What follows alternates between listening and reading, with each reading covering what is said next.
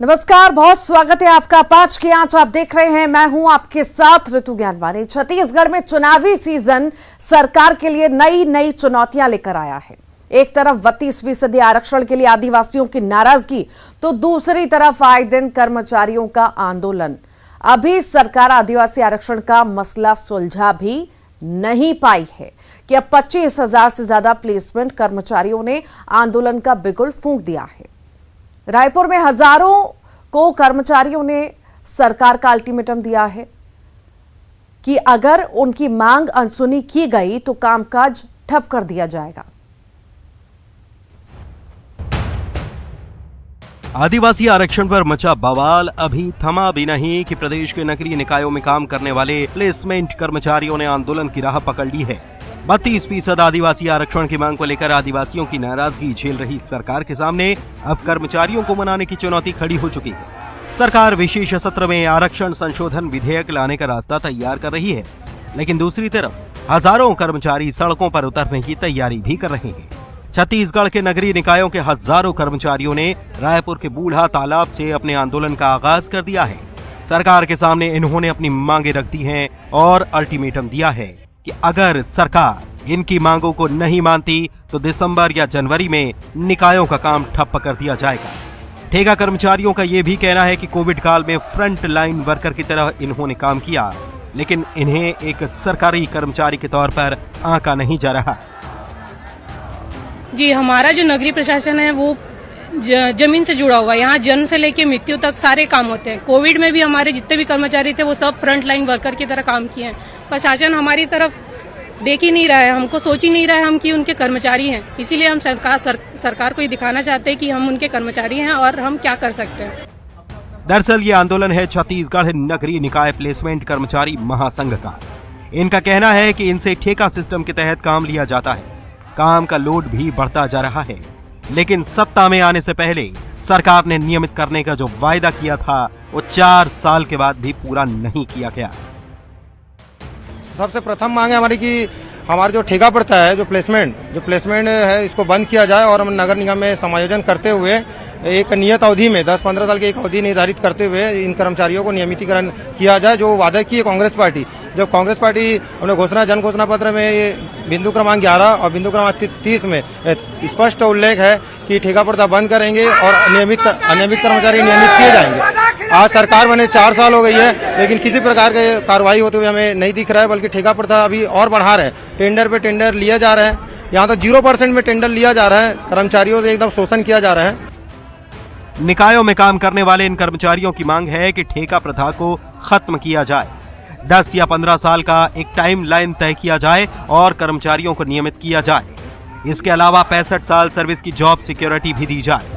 इनका यह भी दावा है कि अब ये अपनी ताकत सरकार को दिखाएंगे। जाहिर है चुनौतियों की कमी नहीं, देखना होगा चुनौतियों से सरकार कैसे पार पाती है। युगल तिवारी, न्यूज़ 18, रायपुर।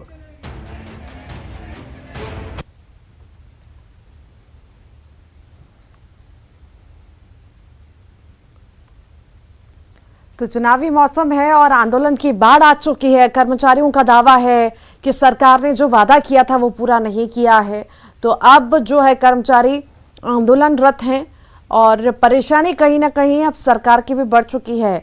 और हमारे साथ एक मेहमान जुड़ गए हैं, शरद राम पोया हैं, प्रदेश महासचिव हैं छत्तीसगढ़ नगरीय निकाय प्लेसमेंट कर्मचारी संघ के। बहुत स्वागत है आपका शरद जी।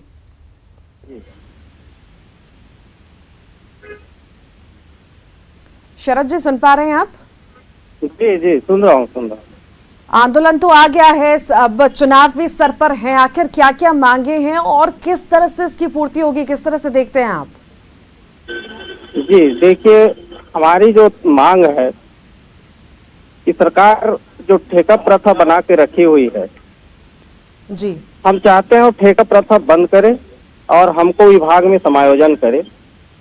समायोजन करके हमको विभाग से तनख्वाह दे, जो ठेकेदार के माध्यम से हमको मिलता है वो बंद हो और हमको एक निश्चित कास्ट एरिया लेकर के हम जो पुराने कर्मचारी हैं, जो 20 साल 25 साल होने जा रहे हैं, ऐसे कर्मचारियों के लिए एक एरिया बना दे और वहाँ पे शासन चाहे तो हमको रेगुलर कर सकता है, लेकिन शासन इस चीज को ध्यान नहीं दे रही है।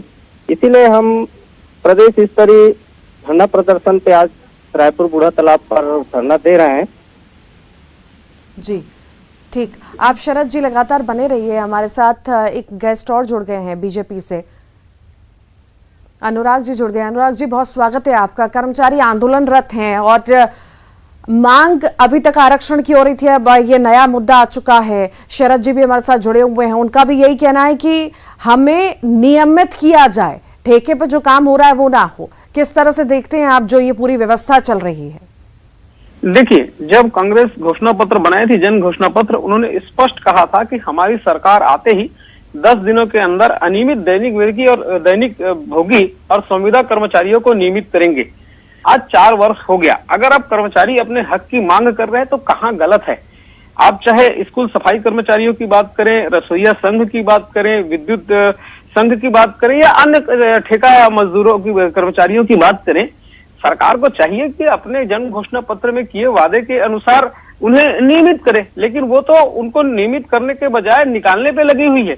दूसरी बात, जो ऑलरेडी नियमित कर्मचारी हैं उनके HR और DA की रकम भी ये सरकार नहीं दे रही है, ऊपर से उनके पेंशन की राशि पे निगाह गड़ाए बैठी है। वो कहती है केंद्र से हमें 17,000 करोड़ रुपए लेना है। भाई, वो राशि केंद्र के आपकी नहीं है, वो कर्मचारियों की है। वो केंद्र में जहां जमा है वहां जमा है, बार बार उसको आप अपने में क्यों जोड़ रहे हैं? ये सरकार सिर्फ और सिर्फ झूठ बोलकर शासन में आई है और किसी भी का वादा पूरा नहीं कर रही। ना केवल कर्मचारियों की बात करें, चाहे आप युवाओं की बात करें, 10 लाख युवाओं को रोजगार देने की बात की थी, बेरोजगारी भत्ता ये दे नहीं रही है। ये कहती है कि हमारे राज्य में 0.01% बेरोजगारी है। फिर 91 चपरासी के पदों के लिए 2.5 लाख आवेदन करने वाले क्या दूसरे ग्रह से आए हुए हैं? महिलाओं से शराबबंदी की बात हो, चाहे गरीबों के प्रधानमंत्री आवास की बात हो, जो इनके कारण इनके ही मंत्री इस्तीफा दे दिए, उनसे इस्तीफा ले लिया लेकिन गरीबों को मकान नहीं दिया। ये सरकार सिर्फ और सिर्फ झूठ बोलती है। इस समय 2023 के चुनाव में चाहे कर्मचारी हो, चाहे विद्यार्थी हो, चाहे महिला हो, चाहे गरीब हो, सब के सब इस सरकार को जवाब देने का मन बना चुका है। अनुराग जी, पर सरकार में बैठे लोग तो ये कह रहे हैं कि बीजेपी भड़काने का काम कर रही है। ऐसा कुछ भी नहीं है, मैंने जमीनी स्तर पर हमारी सरकार ने काम किया है और लोग खुश हैं। छोटे मोटे काम है वो भी जल्द हो जाएंगे। अब जो कर्मचारी आंदोलन में पहुंचे हैं, जाके उनसे पूछिए ना, क्या वो भारतीय जनता पार्टी के भड़कावे पे बैठे हैं? भगत जी तो अभी आपके साथ लाइन में, उनसे पूछिए ये स्वस्फूर्त बैठे कि भड़काने पे बैठे? आप एक बात समझिएगा, 4 साल होने के बाद किसी सरकार को कार्यकाल के लिए पर्याप्त समय होता है। अब अगर उनके कार्य नहीं हो रहे हैं तो लोग मांगेंगे ना। आप देखिए, कुछ दिन पहले गरियाबंद में धान खरीदी केंद्र की मांग को लेकर किसान सड़कों पर थे। भूपेश सरकार की पुलिस ने न केवल किसानों को मारा, अपितु बुजुर्गों को मारा, महिलाओं को मारा, बच्चों को मारा। अब अगर ये सरकार जवाब देने के बजाय आक्रमण करेगी तो जनता कहीं ना कहीं सवाल पूछेगी ना। और छत्तीसगढ़ की जनता समझदार है, छत्तीसगढ़ की जनता का खुद का एक विवेक है, उस विवेक के अनुसार कार्य करती है। अगर ये कहते हैं कि भारतीय जनता पार्टी भड़का रही है तो ये बड़ी हास्यास्पद बात है। ठीक ठीक ठीक, आप लगातार बने रहिए। नितिन भंसाली जी कांग्रेस से हमारे साथ जुड़ गए। नितिन जी, बहुत स्वागत है आपका। आपको ऐसा नहीं लगता कि चुनाव नजदीक है और सर पर एक और परेशानी बढ़ गई है? पहले आरक्षण का मुद्दा जिसको लेकर पहले ही आंदोलन हो रहा था, प्रदर्शन हो रहा था, अब ये कर्मचारी हड़ताल पर बैठे हैं। आखिर किस तरह से देख रहे हैं आप? परेशानी क्या सरकार की बढ़ती नहीं जा रही है क्या? देखिए, इसमें परेशानी बढ़ने वाली बात नहीं। कर्मचारियों को इस विषय पर संयमता बरतनी चाहिए। सरकार ने समय समय पर कर्मचारियों के हित में लगातार निर्णय लिए हैं, चाहे टीए का हो, डीए का हो, सारे निर्णय देखिए आप। थोड़े से विलम्ब से जरूर हुए हैं, लेकिन हुए जरूर हैं। इन विषयों पर भी मुझे जानकारी है कि कमेटी बनी है और वो कमेटी अपनी रिपोर्ट जब सरकार को सौंपेगी तब उस आधार पर जो है इनके हक में भी जो होगा बेहतर निर्णय लिया जाएगा। जी, शरद जी हैं हमारे साथ जुड़े हुए हैं। शरद जी, आप बता रहे हैं कि कर्मचारी संघ है, निकाय प्लेसमेंट कर्मचारी संघ है, ये हमारे साथ जुड़े हुए हैं। शरद जी, आप बता रहे हैं नियमित अगर नहीं किया जाता है तो हम आंदोलनरत रहेंगे। अभी भंसाली जी जुड़े हुए हैं कांग्रेस से, सरकार की तरफ से जुड़े हुए हैं। उनका कहना है कि संयम रखिए, थोड़ा सा संयम के साथ हमने पहले भी काम किया, थोड़ा सा संयम रखेंगे, बस प्रोसेस में काम हो जाएगा। किस तरह से देखते हैं? संयम रखे हुए हैं, ऐसा नहीं है कि हम एकदम से ही सरकार से लड़ाई लड़ रहे हैं। भाई, जब 4 साल गुजर चुका है, 4 साल में सरकार हमको एक अरे हमारी जो आशा है, उस आशा के प्रतिरूप मैंने कुछ बात नहीं किया है कि ठीक है मैं आपको करूंगा। अगर ऐसी कुछ बातें आती है तो हम बिल्कुल संयम से हैं, और सरकार अगर चुप है तो आप भाई हम खुलकर तो कहिए, मांगेंगे। आप अपनी मांग रखिए। शरद जी, बंसाली जी जुड़े हुए हैं, सरकार की तरफ से ही वो पक्ष रख रहे हैं, आप अपनी मांग तो रखिए। बस वही है मैडम, हमारी मांगे जो है, बस हमको ठेका प्रथा बंद करे सरकार, क्योंकि सरकार सत्ता में नहीं आने के पहले वो वादा कर चुकी है कि यदि मैं सत्ता में आऊं तो आपका सारी ठेका प्रथा है, अनियमित कर्मचारी को मैं नियमित करूंगा, और वो भी 10 दिन का वादा किया था। लेकिन 10 दिन क्या, तो 4 साल गुजरने जा रही है, लेकिन अभी तक का सरकार ने हमारे पक्ष में कोई निर्णय नहीं लिया है। तो कर्मचारी तो आक्रोश में है ही, हड़ताल तो करेंगे ही। बंसाली जी,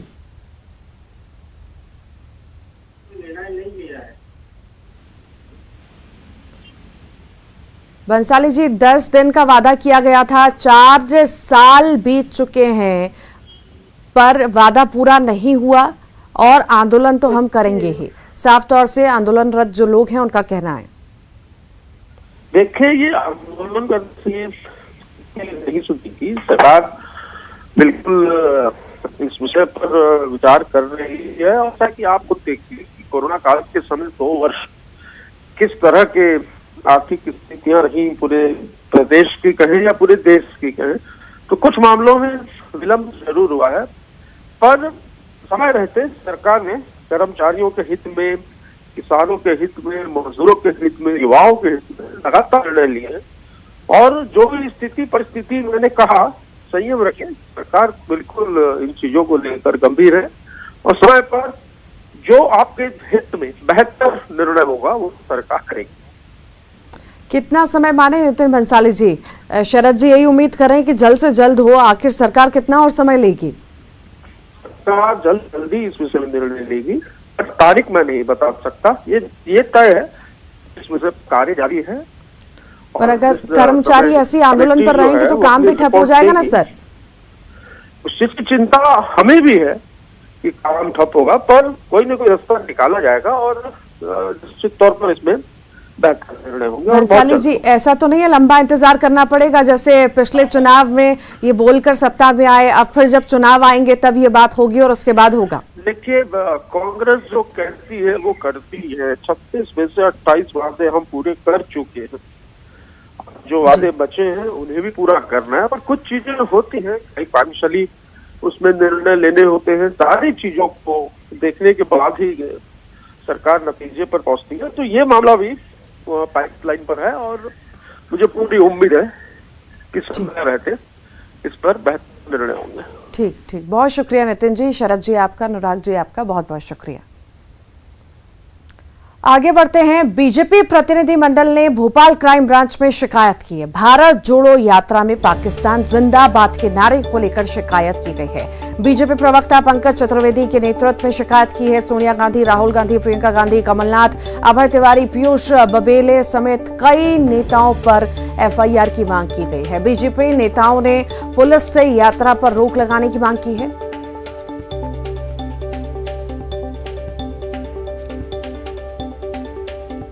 इस आवेदन में लिखा है कि भारतीय दंड संहिता की धारा 153 बी, 504, 505(1), 505(2) और 120 बी जो षड्यंत्र की धारा है, इसके तहत श्रीमान राहुल गांधी जी पर, श्रीमान कमलनाथ जी पर, श्रीमती प्रियंका रावत वाड्रा पर, क्योंकि प्रसारित करने के बाद जब उनको पता चला कि इसमें एक आपराधिक घटनाक्रम संलग्न है, पाकिस्तान जिंदाबाद का नारा लग रहा है, राहुल गांधी, कमलनाथ, प्रियंका गांधी, बाकी नेता वीडियो में दिख रहे हैं, तो उसको उन्होंने डिलीट किया, यानी अपराध छिपाने का भी अपराध किया है।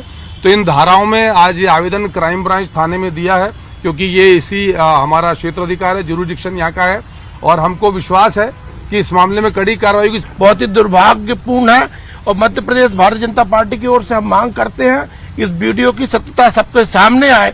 जिस तरह से कांग्रेस ने अपने अधिकृत ट्विटर हैंडल से उसको पोस्ट किया, उनके अधिकृत लोगों ने आप सब पत्रकार साथियों को वो वीडियो भेजा था और बाद में झूठ बोल रहे हैं कि भारतीय जनता पार्टी ने इसको डॉक्टर। तो भारत जोड़ो यात्रा को लेकर के रोक लगाने की मांग जो है बीजेपी नेताओं द्वारा की गई है। बीजेपी प्रतिनिधिमंडल ने भोपाल क्राइम ब्रांच में शिकायत की है और कई सारे लोगों के खिलाफ शिकायत की है। साथ ही साथ एफआईआर दर्ज करने की भी मांग की गई है। पाकिस्तान जिंदाबाद के नारे लगाने के बाद जो है सियासत गर्मा गई है, बयानबाजी चल रही है और अब जो है बीजेपी लगातार हमलावर है कांग्रेस पर। बीजेपी का कहना है कि कई सारे लोगों पर एफआईआर दर्ज हो।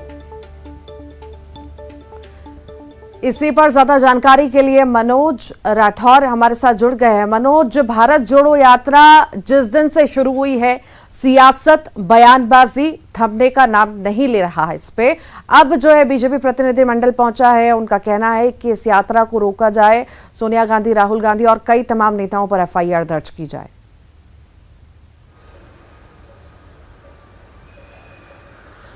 जी बिल्कुल, लगातार सियासत तेज और जिस तरीके से पाकिस्तान जिंदाबाद के नारे वाला वीडियो सामने आया था, बीजेपी लगातार हमलावर थी। लेकिन इसी बीच में प्रदेश बीजेपी मीडिया प्रभारी लोकेंद्र पारासर पे एफआईआर दर्ज छत्तीसगढ़ में, क्योंकि कांग्रेस की सरकार है, वहां पर दर्ज की गई। उसके बाद उसका काउंटर अब जो है बीजेपी की तरफ से नजर आ रहा है और बीजेपी ने शिकायत जो है भोपाल क्राइम ब्रांच में की है और संभवतः इसमें तमाम जो कांग्रेस के बड़े लीडर हैं, सोनिया गांधी हो, राहुल गांधी हो, प्रियंका गांधी हो, कमलनाथ हो या फिर प्रदेश कांग्रेस मीडिया विभाग के आईटी हेड अभय तिवारी हो या फिर पीयूष बघेल, ये तमाम जो नाम है इस शिकायत में उनको लिखा गया है और बताया गया है कि इनके खिलाफ जिस तरीके से वीडियो की जिम्मेदारी बनती है और भारत जोड़ो यात्रा में कहीं ना कहीं इस तरीके के वीडियो देश विरोधी गतिविधियों को संचालित करने वाले हैं।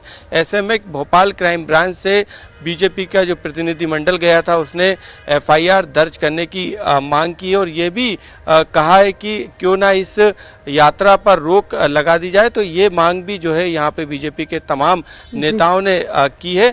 अब भोपाल क्राइम ब्रांच इस पूरे मामले में जांच कर रही, क्योंकि ये सीधे तौर पे बीजेपी के नेताओं। जी, बहुत शुक्रिया मनोज। सरगुजा से बड़ी खबर की बात करते हैं। 6 साल के बच्चे की हत्या का मामला है। हत्या मामले में पुलिस को बड़ी सफलता मिली है। पुलिस ने आरोपी अशोक कुमार को गिरफ्तार किया। पारिवारिक रंजिश में भतीजे की हत्या हुई है। अपहरण के बाद गला दबाकर हत्या की गई है। घर से कुछ दूर जमीन में दफन किया गया था शव। पुलिस ने शव को बरामद किया है। धौरपुर थाना क्षेत्र की यह घटना आपको बता रहे हैं। मुख्य आरोपी अशोक कुमार, जो कि रिश्ते में बच्चे का चाचा लगता है और पूर्व में इनके माता पिता से सामान्य बातों को लेके रंजिश रखता था। और ज्यादा जानकारी के लिए श्रवण कुमार हमारे साथ जुड़ गए हैं। श्रवण, ये पूरा मामला क्या है, विस्तार से बताइए। देखिए, सरगुजा पुलिस ने 6 माह के जो बच्चे का अपहरण के साथ जो मौत हुई थी और उस बच्चे का जो लाश था वो कब्र में दफन कर दिया गया था। इस मामले में आरोपी चाचा को गिरफ्तार कर लिया है और तमाम जो कई जो पहलू थे उसमें जांच करने के बाद पुलिस को एक बड़ी सफलता हासिल हुई है। ये शुक्रवार का मामला था। ये बच्चा जब स्कूल से घर वापस आया उसी समय उसके जो चाचा था उस बच्चे को अपहरण कर उसके गला घोंटकर हत्या कर दी थी और उसे पास के ही जो जमीन में दफना दिया गया था। इस पूरे मामले में पुलिस ने यह खुलासा किया है कि वो पुरानी जो पारिवारिक रंजिश थी, इसको लेकर के उसके चाचा ने मौत की वारदात को अंजाम दिया और उस मासूम बच्चे को मौत के घाट उतार दिया है। पुलिस ने यह भी बताया कि जो उसके जो चाचा था और मृतक बच्चा था, उसके पिता में कुछ दिन पूर्व मारपीट हुआ था और इसी बात को लेकर के वो जो आरोपी है चाचा वो रंजिश में था और घात लगा करके जब शुक्रवार को जब बच्चा स्कूल से वापस आया और अकेला खेल रहा था तो इसका मौका का फायदा उठाकर इस घिनौनी वारदात को अंजाम दी है। ठीक, बहुत शुक्रिया श्रवण। और इसी के साथ ही फिलहाल के लिए इस बुलेटिन में इतना ही।